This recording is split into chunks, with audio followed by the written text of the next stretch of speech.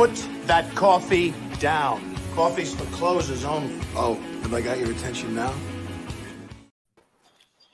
I love that intro. How are we? What's up? What's up, guys? Welcome back. Welcome. Good morning. We're missing somebody, but we're figuring out where he's at. So we should. I sent you a text message asking you which one was which on that deal. One of the Muppets. That's awesome. I think I know which one it is. Is it the grumpy That's old our guy new profile pics. I'm not bald yet. I'm getting there. Well, good morning. Good morning, guys. Coffee with Closers. We are excited. We're going to be having two guests on. We have Eric Sage and his partner, Nick, who's not on yet, but he will be. We're trying to figure out where he's at, and he will be joining. So we're going to wait for him before we kind of open up and get going here. But I just wanted to say, guys, how we doing? What's going on? How's your week? Doing great. Loving the Phoenix weather. You're here. You're actually here too, so that's good. Oh, it's beautiful right now. Like no golf yeah, for me this week, but maybe later. Yeah, the weather's so like 79. Is it like the 3 days of beautiful in Phoenix before it gets hot? Is that what it is? We're a ways away from that. Yeah. It's gonna get scorching hot, but Wait till like May, and then it'll be like, yeah, this sucks. And we're not even in the heat yet. Heat. We're just warming up. There today. Yesterday was like 79. We might get a little rain today, actually. Oh, really? Yeah. Says it's. My 13-year-old just texted me. He goes, "Are we going to get rained out?" So because he wants to golf today this afternoon. I'm like, I don't know. That's awesome. The life of my children. That's fantastic. It's only going to be like 61 today. That's weird. Okay. Yeah. Well, cool. I'm gonna go on mute real quick, and I'm gonna call Nick and see what's going on. It's right, well, tell us about you, man. Yeah, about me or you? About you. All right. Well, don't know what you're saying about him. Everything you've heard is not accurate. Well, obviously my name's Eric Sage. I've been investing in real estate here in Phoenix since 2004, full time. I've done everything from lease options, fix and flip, buy and hold, seller finance, lot splits, all sorts of amazing things. And it's taken me to where I'm at today, which is basically being a note investor. So we buy notes, but we also create them from scratch. And so as a buy and hold investor, which is not a bad thing, but you have risks, and you have tenants, and you have issues that can come with that. And so my partner Nick here, we created a program called creativedealmaker.com, but basically it's just a platform where we kind of share what we do. And so our business model is cash now, cash flow, and cash later with a lump sum payout. And by doing that, what we do is we go out and find wholesale properties, networking. We don't have acquisition teams. We have very small systems for that, and we market. We actually market to other wholesalers and fix and flippers that eventually are going to get tired of waking up on Monday looking at their KPIs and going, "Okay, I have to do another wholesale deal. I have to do another fix and flip. I have to." These are all the things. So why don't we do this? Why don't we just eliminate that and get to cash flow immediately? And so an example of a deal, we were just talking with a gal yesterday. She's going to buy a house. By the way, we love Texas. The landlord laws, the foreclosure laws, and the demographic of our borrowers is fantastic in Texas. So we love Texas. We also love the housing prices are still good there. So we do this nationwide, but mainly, so we talked to one of our gals that we're partnering with there. She found a house for $130,000. That's basically ready to go, turnkey. It's on the MLS. And I think I don't know why it's so cheap, but she's able to pick it up, and she'll pick it up for $130,000, maybe a little less, and sell it on terms. for 175,000. And I mean, we were backing into the numbers. I mean, depending on how creative she wants to be and her risk, she could make anywhere from $800 to $300 a month, depending on what she wants to do with that property. But the reason we get cash now is because what we do is we acquire a property, and then we do little to no rehab. Gavin and I were just talking about rehabs. He says he'll have his house done in about 3 weeks, and that means like 6 weeks in real life. But anyway, we do little to no rehab, and when we acquire the property, then we resell it on terms, and then we create a first and second. We sell the first. So by selling that first, guess what happens to our risk? It goes to zero, because we don't owe anyone any money. We're not doing the Burr method. We're not borrowing a bunch of money. We're not being responsible for a bunch of debt. We're just creating home ownership to people that are deserving borrowers that are just not bankable with the traditional banking system. And so anyway, we create the first, keep the second free and clear, and we get a down payment. And that down payment that we get after paying fees still gives us some cash up front, which is typically we're making more on our cash up front than our wholesalers are that are selling us their deals that they're having a hard time selling, because they don't fit that box where they want a certain dollar amount to give to their seller. We call them grandma houses, where they still need $30,000 worth of rehab, right? Yeah. But if a rehabber comes in and puts $30,000 into rehab into it, there's really not enough money. There's not a lot of money left over. So with that said, we are able to give some of that back to our borrowers so they can go put some sweat equity into the deal. And my partner, what? He's in, he's out. He's in, he's out. Hey, I just spoke to him, and he literally blamed it all on you. Hey, let me say something here. Between my VAs in the Philippines, Eric in Phoenix, who never changes times, Don in California, and the real world that works on Texas time, I have a time management issue I can't solve. Anyway. He has an automatic release in his body at 10 o'clock, and so that's probably what left him there. He had his morning smoothie. Yeah, our conversation I should have played. He's like, "Hey man, how you doing?" What's up, guys? I was like, "Yeah, we're on live," and he's like, "Yeah." Did you really forget? He's like, "In an hour, I'll be there in an hour." It was noon. I thought it was noon. It is noon if you're in New York. I did say noon Eastern, 9 Pacific. Texas. Great. Well, anyway, you're here. I hate being late. Hey, I've already given them all this the tricks of a trade. So that's all I have. You know, what I usually do is when Eric comes in late or somebody comes in late to me, I go, and that's how you make $1 million in 2 hours. Throws everybody away and say, "Oh." I'm not going to repeat that. All right. So hopefully, you guys, I hope you took good notes, because I forgot what I just told you. We don't have a replay for this recording. Sorry, this is not recorded. Okay. We got. So you said something, and I wanted to ask a question about it. I know you're in the middle of telling your story when Nick jumped in and totally interrupted it and disrailed all of us. That's okay. Yeah.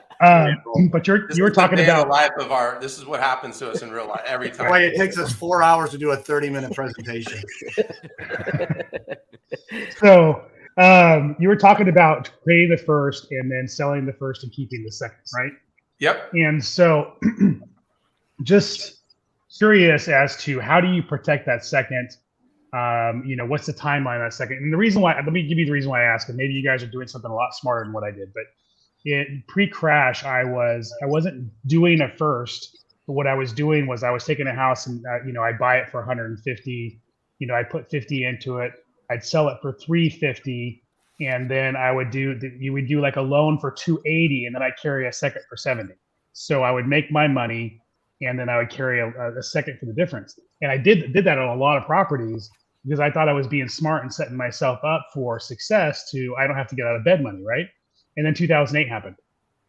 And 2008 wiped out the value on all those properties. And so I was lucky, like on $80,000 loan, I got a $3,000 payout in the middle of a short sale, and some didn't pay out, and so on and so forth. So a lot of those seconds got wiped out. So I'm just curious, like, what are you guys doing to protect the downside? Assuming, now I don't believe 2008 is going to happen again in a lifetime, because I don't think it's going to happen that bad. We have crazy stuff right now. But what are you doing to protect your downside to not have those just get wiped out? And I don't want to hit you with a hard question right at the beginning, but I'm just curious because that was my experience. Like I said, you may do something a hell of a lot smarter than I did. We literally were on a call yesterday, and someone asked the same question: is how do you protect yourself? You're not going to answer that question that we are smarter than Don. I mean, just I would leave that one sit out there. Just because when you're $20 million worth of assets that you buy for 10 million that go from 20 to 10 value to go to 5 million in value. Is that the question you're asking? Like, what happens to all that money? What happens to all that money? Because I had houses that were worth 350 that I sold for 280, took a note for 70 that went from 350 down to 2, right? And so what happened? So are you saying that then it went all the way down, then they defaulted? Is that what you're saying? The majority of them defaulted and went into foreclosure, and they weren't worth bailing out. Or I got, like I said, a handful of them did short sales, and I got small payouts. Were you over leveraged? But the majority, over leveraged. Over leveraged. Yeah. Well, I was taking the full retail value, but the thing is that, if I sell it for 280 and I get my 80 grand, I do a note for 70. You would think maybe 50 get wiped out and I keep 20, but what was the value? The true value. We were 100% financed. If that's what you're asking. So at that point we were 100% financed. I was including the second or just the first. Including the second. So the 380 was 100%. That's 100%. 350 was 100%. Yeah. And you did. What kind of down payment did you get? Well, so like I said, they would finance the first loan with a bank, and so I would be 200 in, and I would make 80. Okay. I'd sell it for 280. I'd sell it for 350, but I carried a second for 70, and so I got my money. Don't get me wrong, I got money up front. It wasn't like I was asked out totally. I got money up front, but that 70,000, the difference, like on that particular loan, there were $50,000 loans, $70,000 loans, $100,000 loans, but they all pretty much got wiped out. Like there was no that was such an interesting crash, an interesting market that the values dropped significantly. People weren't buying. So your credit wasn't damaged. Your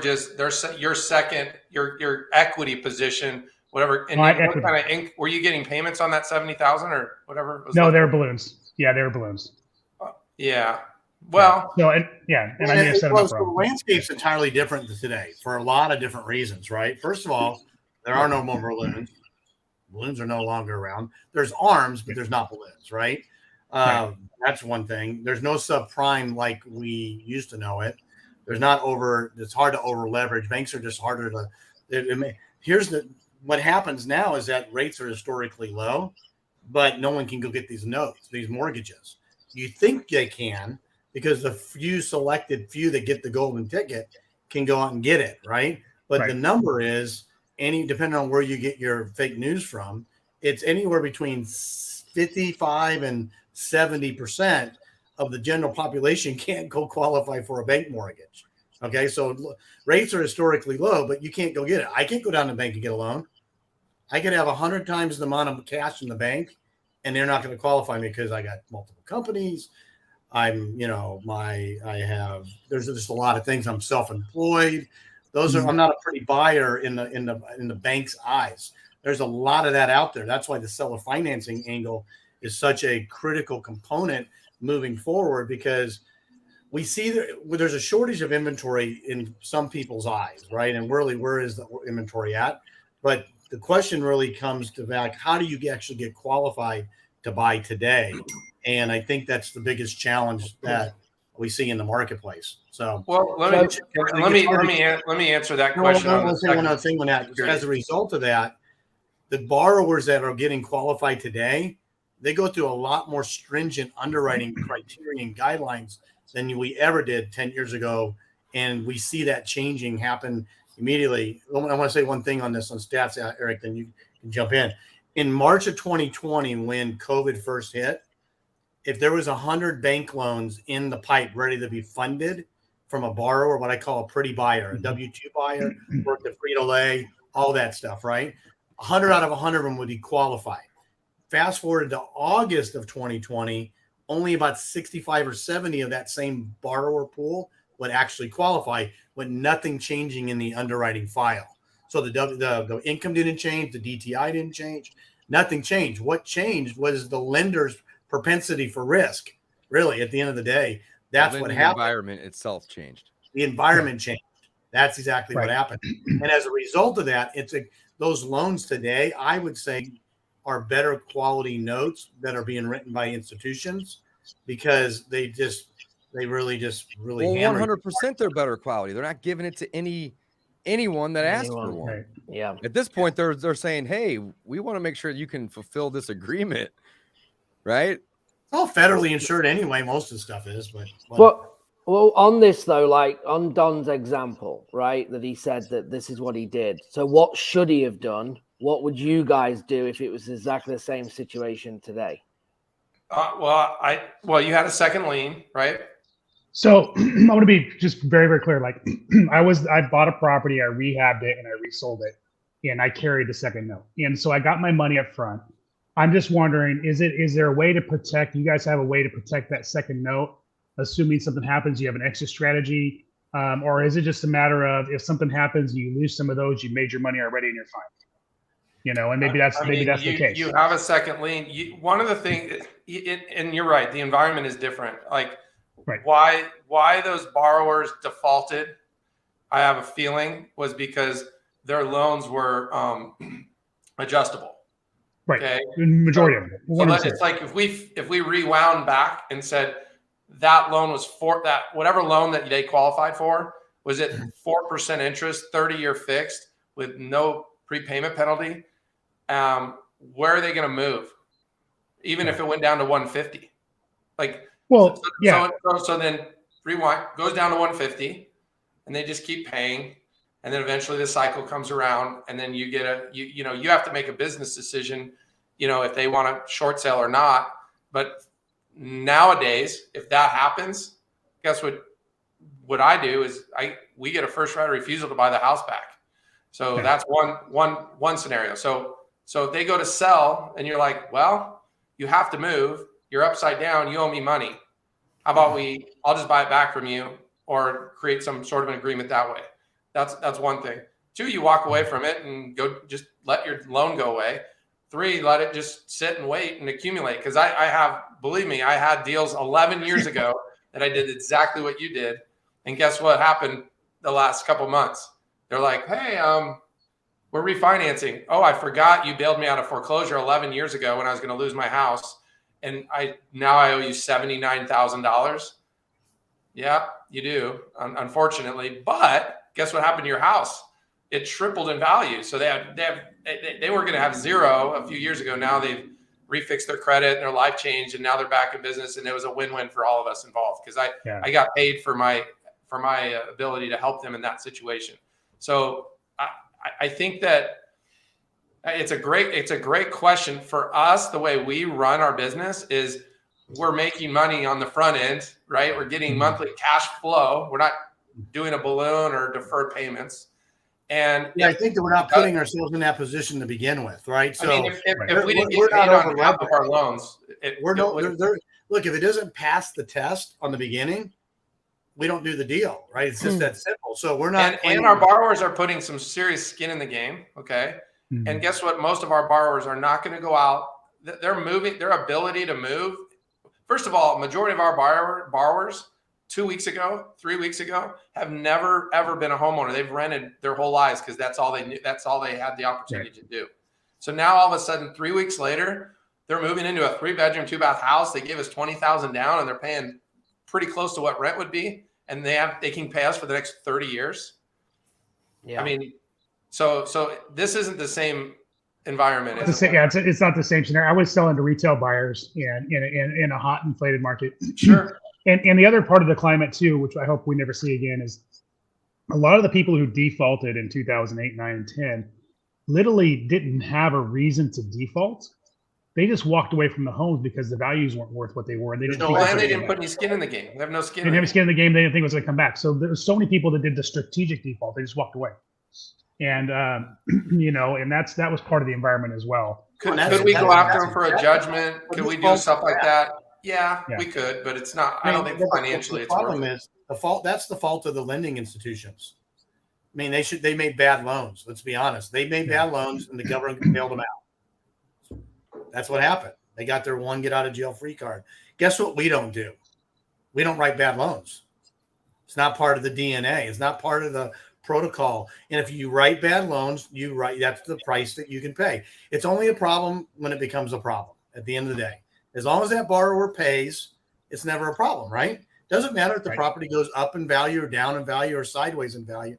It doesn't matter until they go into a default situation. Then you got a problem that you got to be able to prepare to solve. So typically our notes our first liens are bought by private investors, other groups. If there is a problem and we're in second position and we're the one that originated and found the deal and I don't say know the borrowers because we don't know our borrowers. We know who our borrowers are demographically and the avatar of our borrower, but we can come along. We would love to have the house back because guess what? If it's a long-term problem for our borrower, we're going to help them. I mean, that's the biggest challenge and why the market had this massive crash is the banks didn't know what to do. They didn't know how to. Let me tell you something. That's why I had 250 short sales that I did because I helped solve the problem. I mean, we made more money during the crash than the rise. That's not a good business. That's not a good business strategy or model, though. Let's be honest. But it just happened to happen that way. But I will tell you this: the number of our borrowers weren't the problem of the demise of 2008. I will tell you that right now. I've probably written almost 1,000 creative financing deals, almost 1,000 of them. I can probably count on two hands how many defaults we had. Was that because that our buyers don't default? No, because we put them in as a position to succeed from the beginning. But they can afford the payment that was given to them versus all the variable interest rates that made it very difficult, right? Those people were put in a position to fail from the very beginning. When you have no equity into a deal and you have no skin in the game and you have a property that's going to go down in value, you lose. Here's the deal. At the end of the day, it's a 75% first lien position that we make available. Either we keep it or we sell it. So let's just take, for sake of argument, a $200,000 transaction sale price. The first lien's at $150,000. The buyer gives us 10% down, which is $20,000. Our profit is some of that cash and the $30,000 second. When I sell that first lien, to a note buyer, or we keep it, and their risk is $150,000 on a $200,000 asset, they got a pretty good chance they're not going to lose money on that deal. They have a pretty good chance. I'm not saying they won't. They could. The property value drop down to $120,000. Yes, highly unlikely. The numbers I see, that ain't going to happen anytime soon. There's too much of a shortage on demand. But let's just say arguably it did. Well, they have a lot better chance of getting their money back than if they lent $200,000 on a $200,000 property. That ain't going to happen, right? So, well, no, but a lot of people sell that house, that $200,000 property, the true market value, because we're selling our home, we're buying wholesale, selling retail, true retail, right? And then we're not selling for $250,000. There's a lot of people that talk about lease options and stuff, and they inflate the price to protect appreciation, right? All our appreciation is in amortization. That's a tough one to say, tongue twister. But yes, if you look at an amortization calculator, it's unbelievable, like how that works. And that's we're making 4 to 5% a year just on the amortization benefit of being the lender. All right, guys, I gotta interrupt and I gotta take us back to the beginning here. So I've been listening for the last 25 minutes, and we started out with Don comparing his business from the past to what you guys are doing now. And then we jumped into some examples. I've been in real estate for a minute. I know what you guys are talking about, but here's the thing. A lot of our listeners and our viewers, they might be new to this game, right? They may not have done hundreds of wholesale deals or thousands of transactions. Do you guys mind taking us back and explaining what it is you guys do and simplify this so that the listeners and the viewers can kind of catch up to the rest of us here? I tried that, and then Nick, the note guy, showed up. We were on a call yesterday with the guy, and he goes, when Nick and Eric slow it down, it's still 1,000 times more. That's why I sent you the Muppet picture. We gave you the The light version. So here's the simple. Let's just. Well, don't give us the heavy one. I'm waiting to see if they answer the question. Yeah, I was like, I'm never going to be able to Hey, do this. I was there. I was so close. We don't Go have. ahead. Go ahead, Nick. Do you guys? Does this expire at a certain amount of time? You got to pay overtime for the fee. Here's what we're ultimately looking for. This is a great model. If you're a landlord, you can convert from being a landlord to a lien lord. And what I mean by that is getting cash flow by not owning, but by controlling. Okay. Does that make sense? Okay. That's what banks do, right? Banks don't own anything. They control everything, right? We want to think, act, and be a bank. That's my personal strategy. That's what I do. I learned a long time ago, if it's good enough for the bank, it's good enough for most. Okay. You don't get the depreciation, but I do get amortization. That's fine. I always said if amortization was that big of a deal, if depreciation was that big of a deal, banks would probably, as greedy as they are, would figure out a way to get that too. Okay. But that's not the point. So what we want to do is we got to find the right, just like if you're a wholesaler, there are certain deals are better to wholesale than others, right? Certain deals are better for fix and flip than others. Certain deals are better for buy and hold than others, right? It depends on the property. So I'm making that general assessment right now that we understand that, right? So in our seller financing model, okay, I want to talk about the avatar for a second, then I want to talk about the statistics, the statistical side of it, the economics. The avatar is very simple, okay? We're looking for grandma houses. At the end of the day, we're looking for grandma's house, okay? Everybody ever been to grandma's house? Grandma kept a really clean house. Grandma could be a hoarder, but my grandma was not, all right? She was clean, but they didn't spend a lot of money on updates and upgrades, and they didn't care about that, right? They still had 20-year-old linoleum floors, but the kitchen was clean. It was tidied up. You would go stay there when you visited, and you would have no problem doing it, okay? That's what we're looking for, because when we sell or finance to these properties, the number one priority for the people that are buying it is home ownership, okay?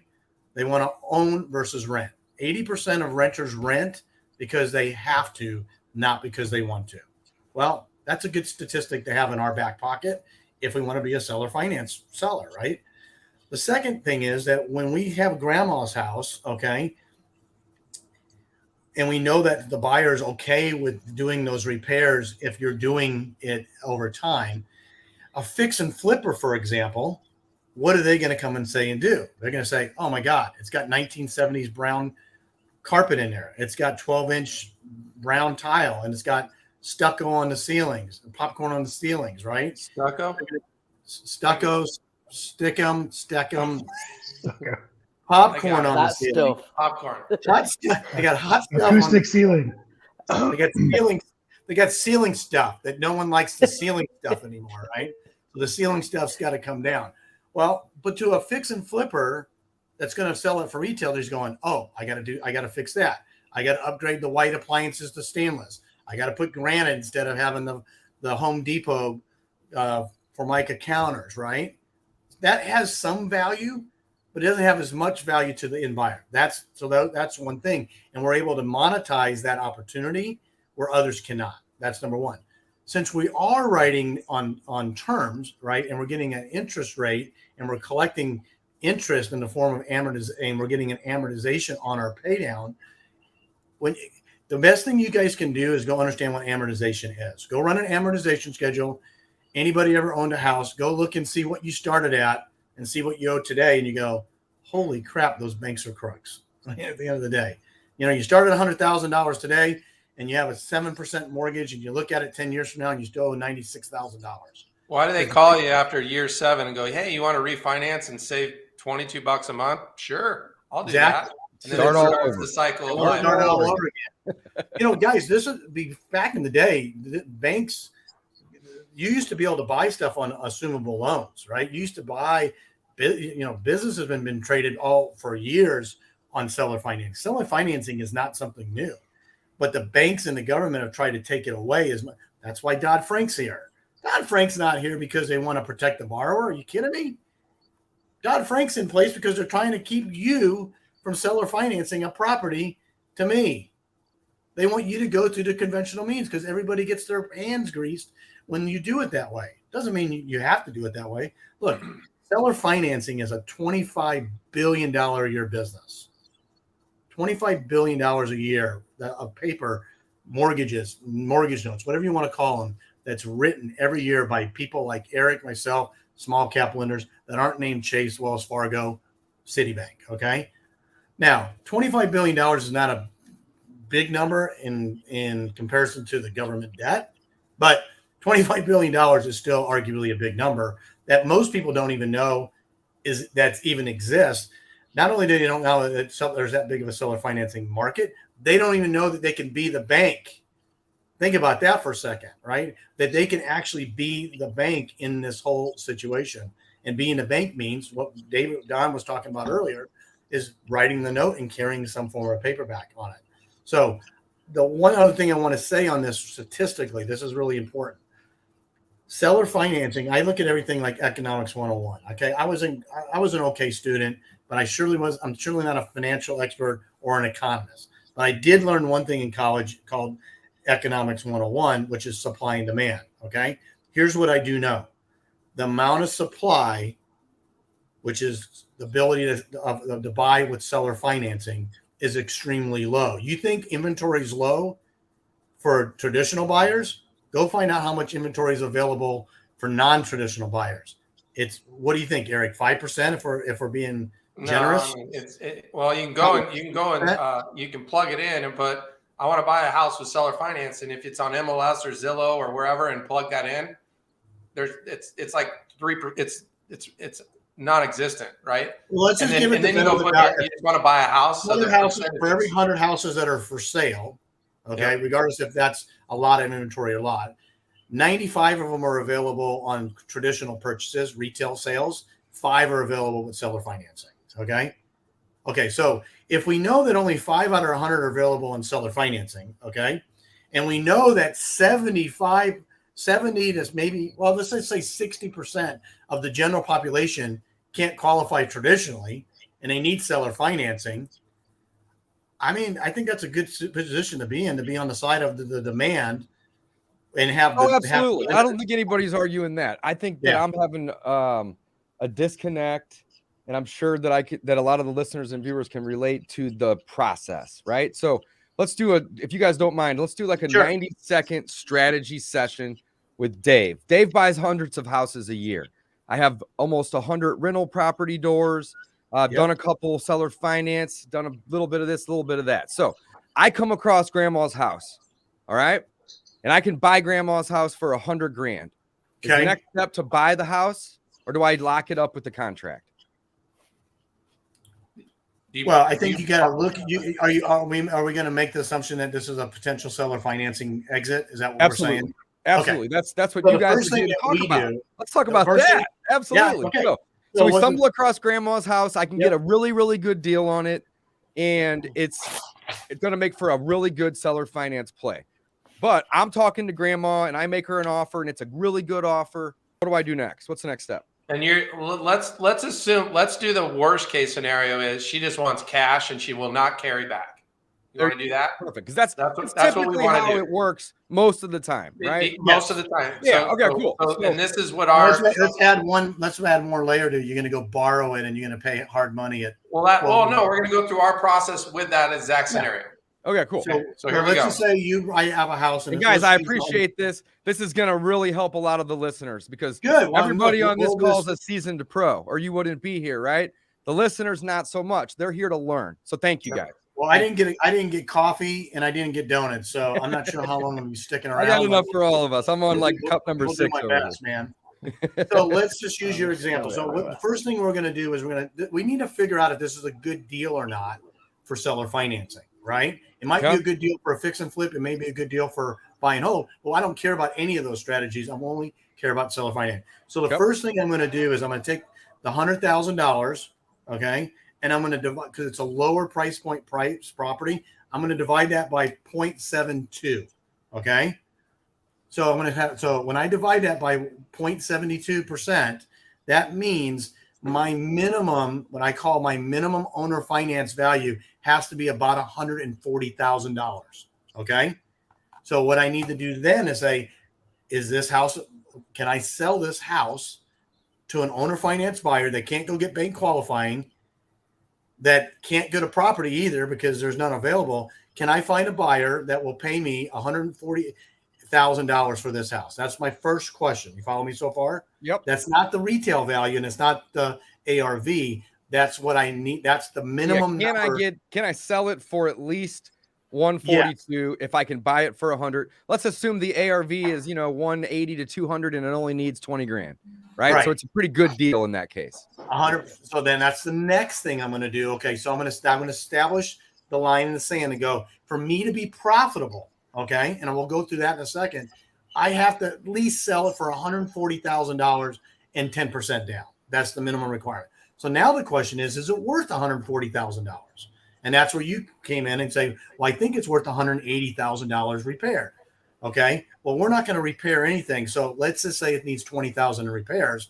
Then I would probably do a reduction on that sales price and give them a credit not towards it's a price reduction. Just a price reduction. Price reduction. So if let's say it's $30,000 in rehab, I might give them a $10,000 discount. They can go do their own repairs. But Nick, why, if it's $30,000, why do you only give them $10,000 in reduction on that? Because one of the most expensive parts of a rehab is the labor. Yeah, and they can pay themselves for their own labor, right? Because they're going to go put their sweat equity into it and make it that 180 to 200. We're going to give them the material discount. Yeah. So rather than the full discount, we're giving a material discount. People love it. So in this example, let's say it's worth 180 and we sell it. We can sell it at 160 with the discount and still in line what it would be if we fix it. Follow me? Right. Yeah. So are we buying the house or not though? Yes. We're buying. We're going to go get private money, hard money, use our own money. We're going to get we're a new investor. Okay. Don's going dark on us. We door knocked the house. We found your grandma over there. She's ready to go to a retirement home, and she hasn't renovated the house in 30 years. But you can use the restrooms, you can use the showers, you can walk in it. Yeah, it's dated, but it's livable. It's livable. Right. Okay. So now I've never done a deal before, or maybe I've heard about it, saw it on the internet, and now I have no money, but I have a deal. And I saw Nick and Eric today talking about this. Now what? I have no cash.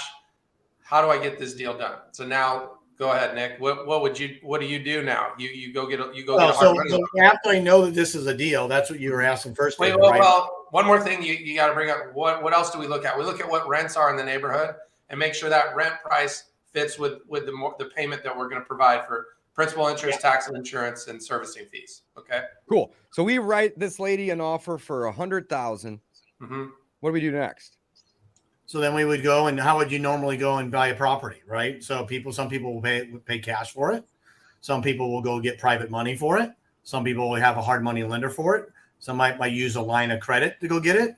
Home equity loan. There's a lot. It's no different than anything. Okay, you don't need to explain that part. The disconnect I'm having is we are actually going to buy it though, regardless of what we do, who we partner with, where we get the money from. Yeah, we're buying it. So we're buying this house.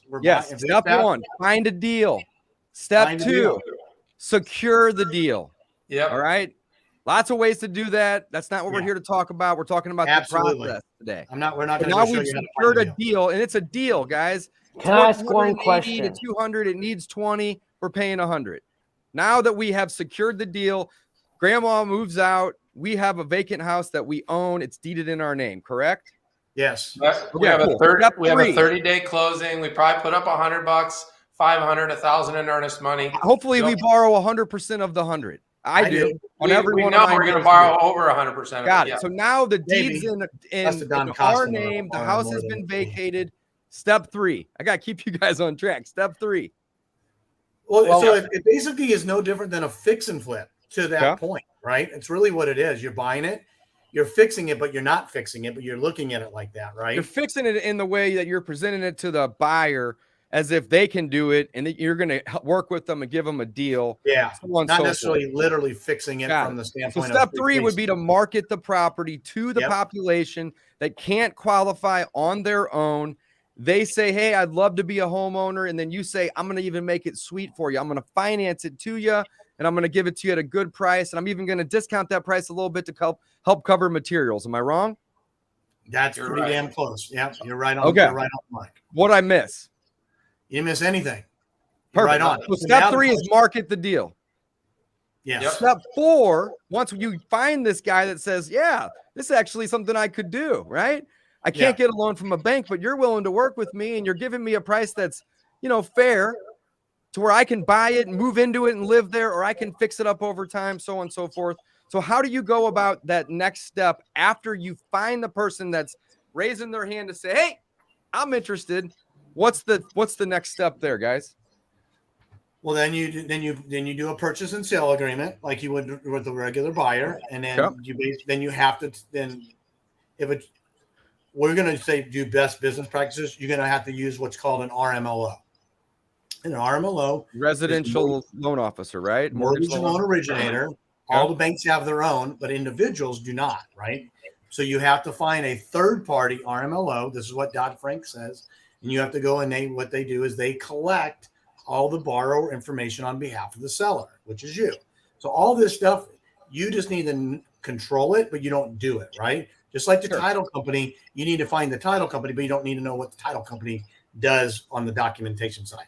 So then you get the RMLO, and they take the buyer, goes to the RMLO or submits their documents, validates them. Let me say again. Stop. And the reason, let me stop you right there. And the reason why is because we want to make sure we have a qualified buyer. And that we want to show that the borrower has the ability to pay. That's the most important part of a seller finance buyer.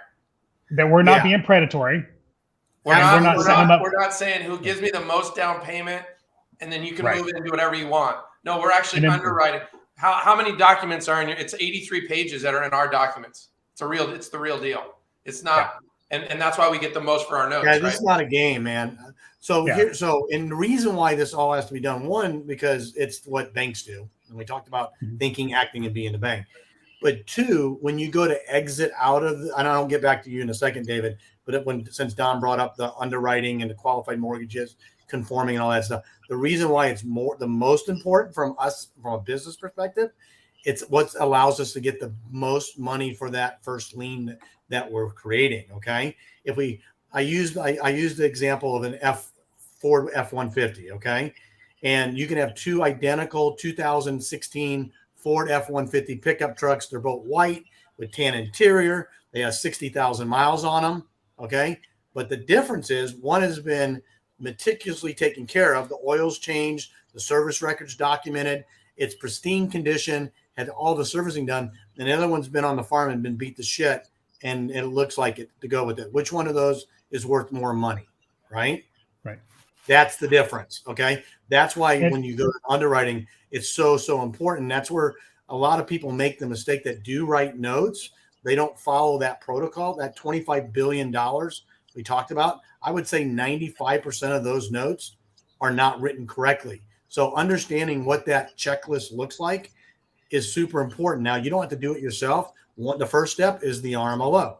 Then the next step is servicing the note with a third-party servicer. And all that means is that borrower is going to make a payment to the servicer. The servicer, if anybody's ever had a mortgage, they may have had their servicer changed, right?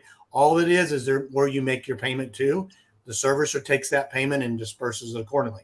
Really, really important. You don't want to self-service mortgage notes. Number two. The third thing is the way the papers are written from the closing documents and all the disclosures. That's handled at the title company level and the attorney, and that's all part of just the process. And then from there, the property is closed like a traditional closing. We use title companies or attorneys, depending on where you are. It gets closed, and now you have the transactions completed, and that's where we are right now. So before we go any further, David, what questions do you have based on that piece? No, you explained it, and I know this stuff, guys. By all means, I'm trying to break it down and make it simple for the listeners and the viewers, right? So I think we skipped a step there. So step one, we market to find deals. Yep. Anybody that's in real estate, that's always step one. If you're new, start there, right? Market to find deals.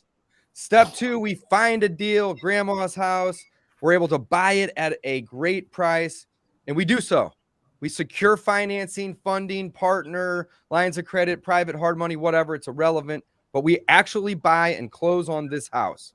Okay. Step three is we market again. Guys, you notice how I'm using that word market a lot? That's the business we're in.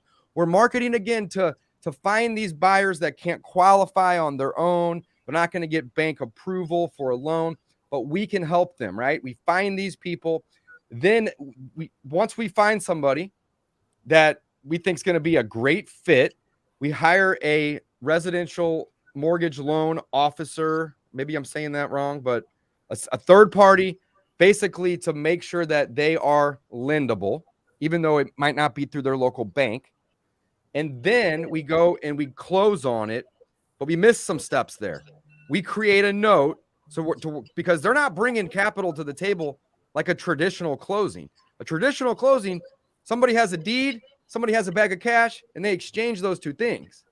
In this scenario, there's no bag of cash, maybe a small bag, but not 100% purchase of those assets. So do you guys mind explaining that step that we skipped over? Well, do you understand what I'm asking in terms of you're creating a note, the deed's transferring, but it's no different than a traditional. It's no different than a traditional sale. The only difference is that I'm the bank, you're the bank, instead of going down the chase to get the mortgage. So I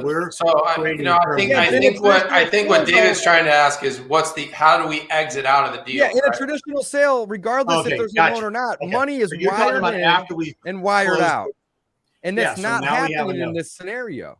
That's the disconnect that people are having. We haven't got to that part yet. Okay, cool. So here, let's use round math, okay? Because it's easier to calculate. Let's just say the sale price was $200,000, okay? The down payment from the borrower was 10%, which was $20,000. That means there's $180,000 worth of notes that have to be written to bring it to the full value, right? So we're going to write a 75% first, which is $150,000, right? We're going to write a $30,000 second, which is the 15%, and then we're going to take that first lien and we're going to sell it on the open market. So I think what you're asking is, how does that happen? Well, no, you just explained it, because there's two ways to transfer a deed. One is with cash. The other is with a promise to pay cash later. Absolutely. And that's the disconnect. These aren't contract for deeds. When we sell, they own. They have the deed. They get the deed. Yeah, but they have an underlying mortgage. They have debt. Yeah. They have a promise to pay. No different than when you go buy a car loan or go get a car or go get a house. So the question is, how do you get paid? So meanwhile, though, we still owe our private lender. Yes. Even though we bought the house, deed went into our name, then we found a buyer and sold it to that buyer. Deed's now out of our name, but we still have a private lender that we owe all this money to. Yes. Okay. So let's get to that. We're getting close. So we have to. What we're doing is a wrap mortgage, technically, right? A wrap mortgage is taking existing debt and wrapping a new mortgage on top of it, right? So the existing debt can be the private money loan, the hard money loan, the sub-2 loan. It can be your whatever you put in the deal, and you're going to wrap it for a short period of time. And we have to disclose that to the buyer. So now we did all that, and now we have a $150,000 loan, and we have debt that you're saying to the hard money lender, right? So now we have to take that $150,000 loan, that note, and we have to sell it so we can pay off our debt, okay? And there's a market for all of those notes that are traded. Just like you can buy and sell houses, you can buy and sell notes too. USA Note Pro, we're note buyers, right? And the value of the note is predicated on how good of a job you did underwriting the buyer. Okay, see, now it really comes from the residential mortgage loan officer, essentially. Yes. Anyway, and the property itself, and the borrower file, how much down payment, all those things, all that collateral file. All that matters. Yeah. Yes, so now let's say we're going to sell that $150,000 loan, and let's say we can sell it for $140,000. Okay, we have a. Just say 90%. 90% of the note value. I'm just using easy math. 140. Okay. Say it's 140. Okay. Right. Let's just say, for sake of argument, your payoff is $145,000. Okay.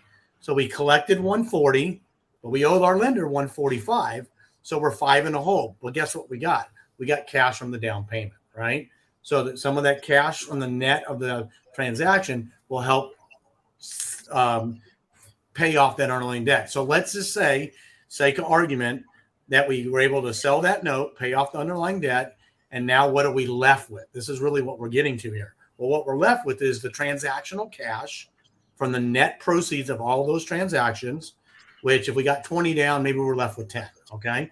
And we're also left with a free and clear second lien because there's no debt anymore, right? The debt got wiped out when we paid off the hard money loan, okay? So that's gone now. So now in this example, maybe we have $10,000 cash. That's our profit on the deal, but we also got a amortized 30-year mortgage at $30,000 paying 8, 9, 10%, whatever we wrote it for. That's our profit on the deal. Okay. Love it. Okay. Guys, great job. Thank you for doing that. And great job explaining it. And that's how you make $1 million. Hope you guys just enjoying this call. And then now the process comes together. So that, yeah, this is like explaining enemy stuff on your day. This is like explaining rocket science to a 5-year-old in 30 minutes. So when we go back to the beginning, and I said you got to divide it by, take the acquisition cost and divide it by the 0.72 if it's under $150,000. Guess what that does? It puts everything in alignment to what we just got done talking about, right? So if that's your acquisition price and it fits that model, that's pretty much your line in the sand where you're going to be pretty close to cash neutral. Maybe you don't make $10,000 cash. Maybe you make $500, but you still get the free and clear second as the profit on the deal. Love it. So that's really the game, is creating that free and clear second that's paid out over 30 years. However, if they refinance, you get all of it back. You can call that the happy dance. It's a happy dance day because you just have a $30,000 payoff. Yeah, we don't have time for right now, but go run an amortization table, pick a number, put it in there, throw it up there, and look and see how slow the principal pay down is on a 30-year mortgage. It's brutal. Well, it takes 30 years. But if you're on the bank side, that's a beautiful thing. Yes. Right? It's front loaded. If I write a 30, let's use this example right here. Okay. Eric, get your calculator handy. Take 30 years, 10% on $30,000. Okay. And tell me what the payment is. And while I'm talking about the payment side of it that we're going to collect in cash flow, because this is important. The payment's $263 a month. Okay. Now tell me what the 10-year payoff is on that in a second. So $263. Okay. So we just did this little funky dance, right? A-B transaction buy, BC transaction sell. Let's say we got zero cash on the deal, and now we got $260 a month cash flow. Hey, I don't know about you guys, but $260 net, if that's a rental, that's a pretty good deal. And but guess what happens with most of the burrs that you guys have? Debt. You have debt. Yeah. That's dumb. That's Dave. What's that? I said Dave's the bird guy. He can speak. No, I know. Yeah. So let's just say it costs you. Maybe he doesn't have any debt and he's just happy with that. But most guys leverage. Let's say it's $260 a month cash flow. Okay. That's free and clear. That's net. I mean, that goes right in the back of the pocket, right? So let's just say that I'm going to go out 10 years on that. 260 times 10 years, 121, $31,200 in cash flow. Now, Eric, what is if the borrower all of a sudden says, "Hey, I'm selling the house, I'm refinancing, I'm paying this thing off." They call Nick the note guy and say, "Hey, I'm selling." No, they call the bank. They call the bank, or the title company calls the bank. Who's the bank? Well, we're the bank. You're the bank. Whoever's holding the lien, the mortgage, is the bank. The servicer gets a request for payoff. So they and in 2032, they owe you $26,900.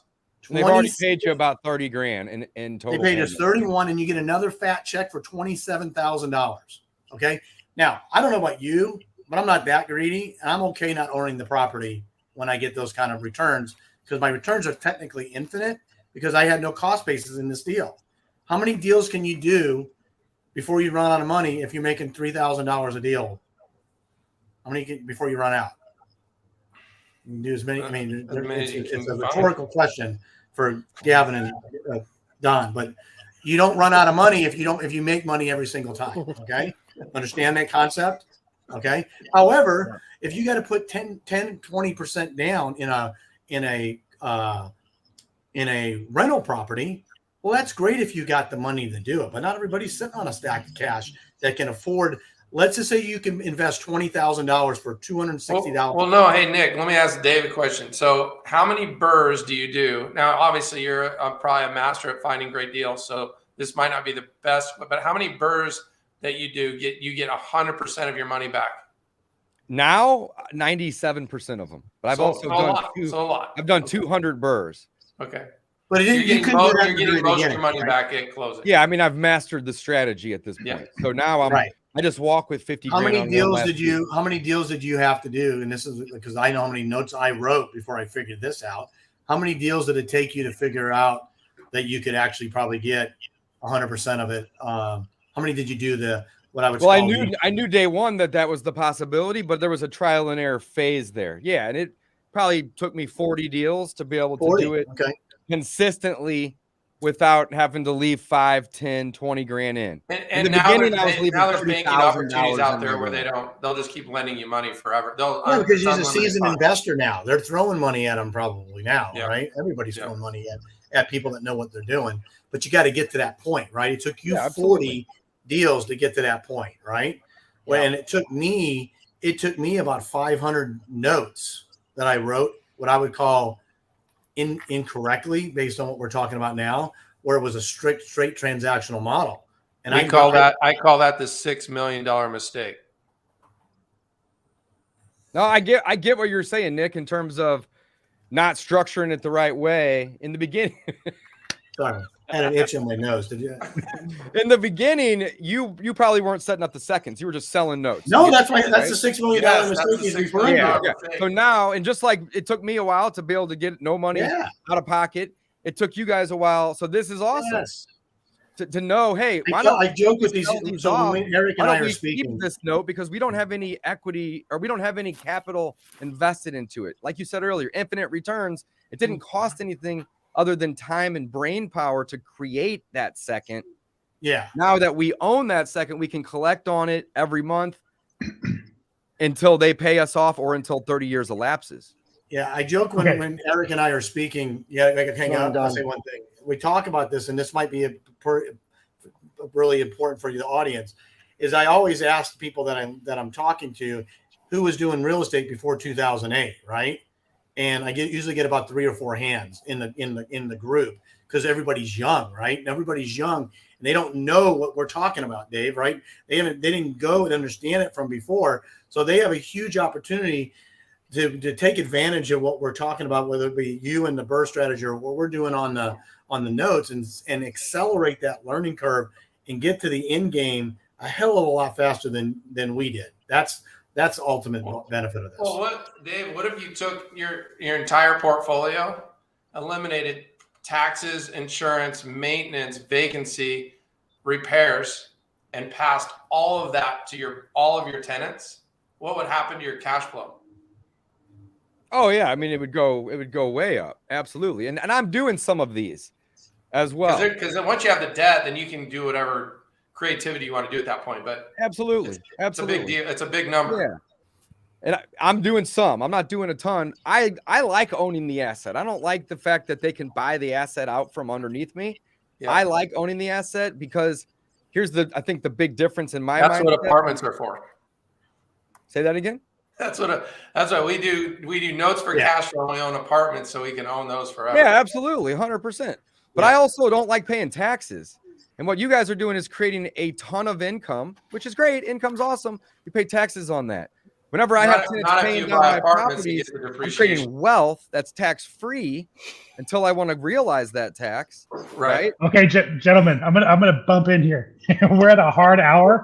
Gavin and I both have to go. That was a record, by the way. Gavin and I both have to go. You guys did good. You guys did really good. Yeah. So tell us how to find you guys, because obviously, like I said, it's rocket science crammed into a tube in a very short amount of time.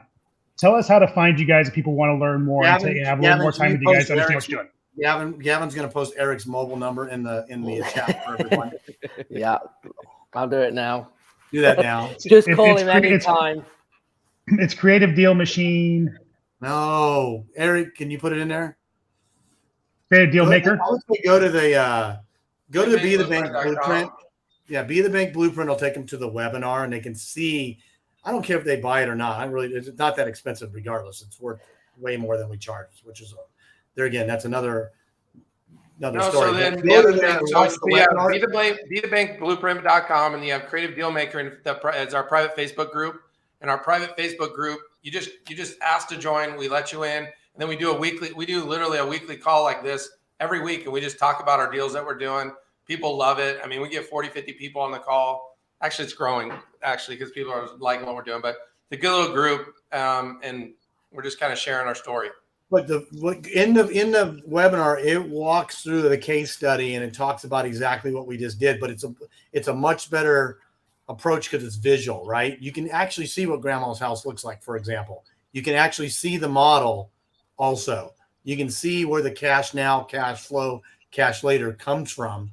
And then in there, you can even, if you join the Creative Deal Maker Facebook group, we'll give you the model for free. It's just a spreadsheet. You just plug it in and you can have it and knock yourselves out. And hopefully it's a deal, because the benefit to us is, I'll be quite honest with you, we get to take advantage. If you go write these notes, David, Gavin, whoever, and do what we tell you to do and write in the way that we want them written, because we know what's going to get the most money, we're a buyer for all that stuff. Uh-huh. We're an instant buyer for all of that notes, so you can exit out quickly on that first lien. And here's the other thing that we're able to do if you follow the protocol, is that when that borrower goes to underwriting and we get that file back, we can look at that file in a very short period of time and say, we will pay X for that deal. So think about it. You don't even have to approve the buyer unless you know we're willing to pay for that note. So big deal. That's awesome. Yeah. That's really cool. I didn't know that. Right. That's what, Dave, so Dave, one of the real quick. Go ahead. Dave, I'm going to leave you on. I have to get off because I'm supposed to be going live. I'm late. So yeah, do your thing, man. No problem. Dave's going to hang with you guys. Guys, I appreciate you coming on, and then I'll see you probably both next week when you're in town. We'll see you next week, buddy. Thanks, right, man. Take care. Don, Yeah, you're so staying around one too, of the right? things. I got like 1 minute. So people are like, "Hey, I got this deal." I just leave my camera on all the day, and then anybody just joins in and joins out. I'm always here. No, but this is what they say. They're like, "Hey, I did the hard part. I went and found a deal. Well, how am I going to go find a note buyer now? You know?" And that's where we can help with that. So that's why the USA Note Pro will actually help. The coolest thing is you go through the protocol, you go into our Facebook group, you have the spreadsheet, you just plug in the numbers, it pops out what we talked about. And if it fits that deal and it goes through the protocol that we have, we'll buy the note. So now we give you the exit. So how many free and clear $30,000 notes do you need? At the end of the day, this is just one strategy. That's all it is, David. Absolutely, guys. And please don't think that I was like playing devil's advocate here. I just wanted to break down the I'm glad you for did. everybody, because I've done a couple of these deals. You guys have done thousands of these deals. Don's done a bunch of them. Gavin's done a bunch of them. But not everybody listening, and this is a podcast too, so somebody might stumble across this in 6 months or 6 years, right? Sure. Not everybody that's listening or watching knows the steps. You guys did a phenomenal job of breaking those steps down. You provided a ton of value, and I want to take a second to just say thank you guys for coming on the show. Thank you. We're ultra grateful for the time that you guys have shared with us today, and I want to make sure that all the listeners and viewers know where to go to connect with both Nick and Eric. So you guys mentioned BeTheBankBlueprint.com. What does that take you to? BeTheBankBlueprint.com. That goes to our little 45-minute little video webinar, for lack of a better word, that walks you through the entire model. We show an actual true model where we show you the actual property, and we walk through the whole process on how we generated cash now, cash flow, and cash later. Love it. Okay, you mentioned a Facebook group, though. What's the group or what's the URL that takes you there? This is separate. So, guys, BeTheBankBlueprint.com is basically free training. Go check it out. If you guys want the Facebook group access, that's different. What is that URL? You just go to Facebook and put Creative Deal Maker in there, and it'll pop you right in. So Creative Deal Maker is that. Okay, yep. Love it. What it's called. Mm-hmm. And then once you're in the group, we talk about the creative and Facebook group. That's why I'm asking. I want everyone that's listening to be able to connect with you guys. Don's got to go. Yeah, after the fact. So again, you guys did a phenomenal job of explaining all of that. And again, I want to thank you guys for coming on the show. And I'm super grateful to have have some of your guys' time. You guys gave us a ton of value, when it comes to doing these. I love it. Guys, anything you just makes you think about there's more than one way to get the deals done. Oh, absolutely. That's the bottom line. Just be thinking about that. 100%. Nick, you had mentioned USA Note Pro as well. I want to talk about that briefly as well. Yeah, that's just for notes, guys. USANotePro.com. It's a whole different URL. And what is that? So that's just a note side of the business, right? When you have the note that's finished and you're ready to sell it, okay, that's the note side of what we just talked about. That's what you want to sell like you want to sell a house, sell the note. We'll give you an offer on that note. We'll give you an offer on the note. So you guys will give an offer on the note, but also help individuals analyze deals that may have a note for sale to see if it's absolutely. That's why we created the Facebook group. So I put the Facebook group link in here, the Creative Dealmaker Facebook group link for our groups. That's why we created a group so people can get on a call and get access to us on a weekly basis. Love it. Guys, I'm going to share some of these URLs in the chat for the listeners that are here today. Oh, that must be the private chat. Yeah, it's okay. No problem. Okay, so there we go. And then I want to put another URL. We got USANotePro.com URL going in there. And then last but not least, guys, we have, and the Facebook group is called Creative Dealmaker, by the way. And then Be the Bank Blueprint we had already shared. You guys have tons of resources. This is awesome. Anybody? And there's actually an ebook. If you go to, it's on the USA Note Pro site, but if you go to nickthenoteguy.com, there's an ebook that talks about selling notes and buying notes. And it's just a good how to, good best business practices and some of the things to be thinking about. Here's the best part about this, and we can go. All of this stuff we're talking about, there's qualified third-party relationships out there that can help facilitate all of this stuff on your behalf. You don't have to know anything about underwriting. You don't need to know anything about servicing. You just need to know who to go to get them to help you do it on your behalf. I love it. Nick, Eric, guys, thank you so much for your time. Super, super grateful to get this opportunity. I know you guys provided a ton of value to the audience, the listeners, the viewers. Guys, thank you so much. Guys, don't forget, check out all of these great resources. Start with BeTheBankBlueprint.com. That's some free training. Go on over to their Facebook group, Creative Deal Maker. And then last but not least, USANotePro.com. And with that, guys, thank you. And we are signing off. See you guys. Another deal.